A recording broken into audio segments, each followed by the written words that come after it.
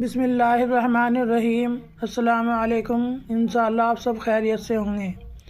قرآن و شہد میں شفا۔ حضرت عبداللہ بن مسعود رضی اللہ تعالیٰ عنہ فرماتے ہیں کہ رسول اللہ صلی اللہ علیہ وسلم نے فرمایا کہ دو شفا دینے والی چیزوں کو اپنے اوپر لازم کر لو، یعنی ان کا استعمال ضرور کیا کرو۔